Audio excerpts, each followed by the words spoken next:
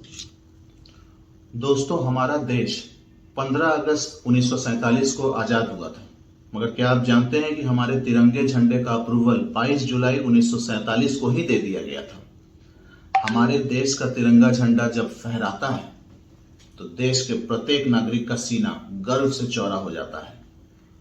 परंतु क्या आप जानते हैं कि 20 साल पहले प्रत्येक भारतीय नागरिक को प्रत्येक दिन अपने देश के तिरंगे झंडे को लहराना अलाउड नहीं था।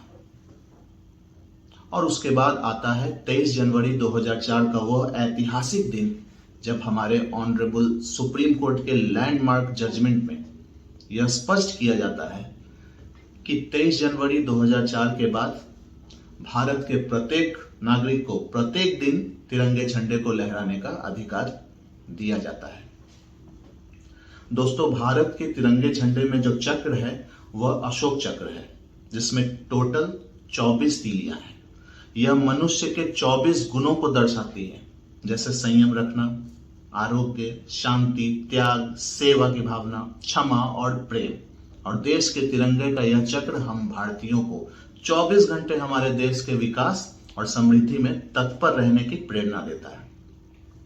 अशोक चक्र की ये 24 तीलियां हम सभी भारतीयों को रंग, रूप, जाति और धर्म के अंतर को भूलकर देश को समृद्धि के शिखर पर लाना सिखाती है।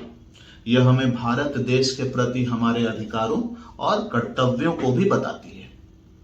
हमारे देश की फ्लैग होस्टिंग हमेशा सूर्योदय के बाद की जाती है, क्योंकि अंधेरे में हम अपने झंडे को फहराकर इसका अपमान नहीं कर सकते। और ठीक उसी प्रकार सूर्यास्त के बाद, यानी सूर्य जब अस्त हो जाता है, उसके बाद हम अपने झंडे को उतार देते हैं। अगर रास्ते में आपको गलती से हमारे देश का झंडा गिरा हुआ मिले तो उसे तुरंत उस स्थान से उठाकर सम्मान पूर्वक अपने पास रख लें और अपने तिरंगे झंडे का अपमान होने से बचाएं। हमारे देश के झंडे को कभी तिरछा झुकाकर नहीं रखा जाता है। ऑनरेबल सुप्रीम कोर्ट या ऑनरेबल हाई कोर्ट में जब झंडा फहराया जाता है तो आप हमेशा देखे होंगे कि ये सीधा रहता है। परंतु देश में अगर किसी प्रकार की बहुत बड़ी क्षति होती है, बहुत बड़ा लॉस होता है, या किसी बड़े व्यक्ति का निधन होता है, उस वक्त हमारे तिरंगे झंडे को झुका दिया जाता है। जैसे हमारे पूर्व राष्ट्रपति एपीजे अब्दुल कलाम जी का जब निधन हुआ था तो झंडे को एक तरफ झुका दिया गया था, तिरछा कर दिया गया था, और इस प्रकार राष्ट्रीय शोक मनाया जाता है। हम सभी ये जानते हैं कि हमारे झंडे में जो 3 रंग होते हैं उसमें केसरिया सबसे ऊपर होता है और सबसे नीचे हरा रंग होता है। लेकिन कभी देश में जब बहुत बड़ा संकट आता है, जैसे बहुत बड़ी विपदा, भूकंप, महामारी, जानलेवा हमला, इस प्रकार का अगर कोई प्रलय आता है, तब हमारे देश में झंडे को उल्टा कर दिया जाता है।